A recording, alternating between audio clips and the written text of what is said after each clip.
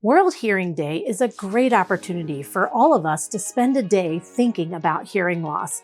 Globally, more than 80% of hearing loss is under or completely untreated.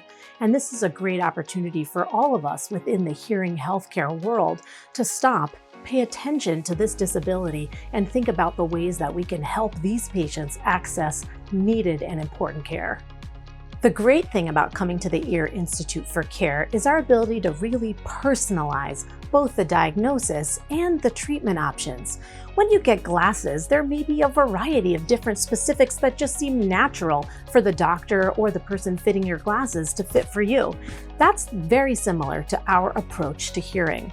We have audiologists who test hearing, we have audiologists who are able to investigate all different kinds of treatments, and they work very closely with the doctors, the speech pathologists, and a variety of other professionals. Our goal is not only to figure out if you have hearing loss, but to understand what does that hearing loss mean for you, for your family, for your child, and for where you work and live in the world. I feel like this is one of the best ways that coming to a multidisciplinary site like the Ear Institute of Mount Sinai, where we're really able to diagnose and help you in the way that's best for you as a person.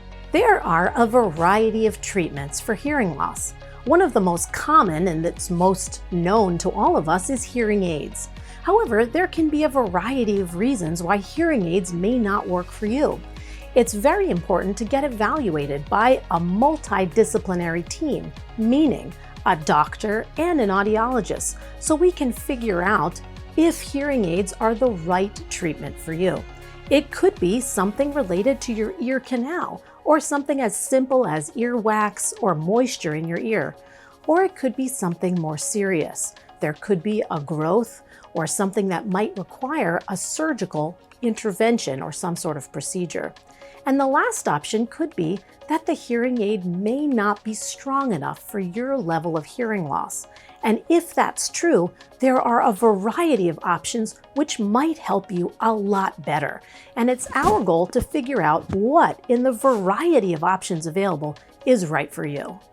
If your child has failed a hearing test, such as the newborn hearing screening, which is done right around the time of birth, that can be very anxiety-producing, but it doesn't have to be. The first step for failing that newborn hearing screening test is to get a diagnostic test.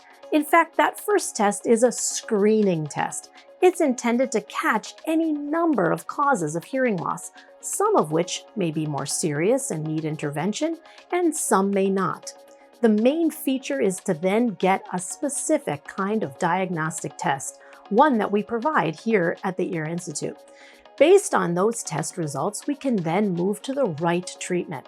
Sometimes some additional counseling, perhaps hearing aids, or in some cases, something called a cochlear implant may be the right thing for your child.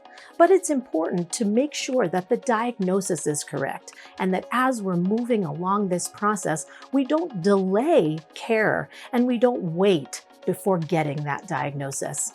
That's a real benefit of coming to a center that is highly experienced in pediatric hearing loss. We want to make sure we intervene as early as possible for your child and for your family. Cochlear implants have changed dramatically in the last 20 years, and frankly, even in the last 5 years.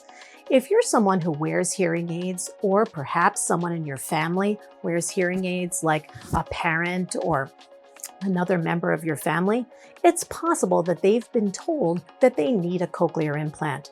For some individuals, that can be very anxiety-producing because they're worried it includes a surgery, it may not sound right. But actually, the dramatic advances that have happened in cochlear implantation make this an amazing option for individuals who are not hearing their best with a hearing aid. Candidacy, meaning whether or not a cochlear implant would work for you, might be appropriate for individuals that have excellent hearing in one ear and much less hearing in another ear. For some individuals that still have some hearing, after a cochlear implant, it's very possible they will retain that same hearing and just be augmented with the amazing hearing that can come with a cochlear implant. Whether or not you have been told that or you think that you could be hearing better in your everyday life, it's important to come and be evaluated at a center that is very familiar with not only cochlear implant history, but the cutting-edge technology that's available to patients in this day and age.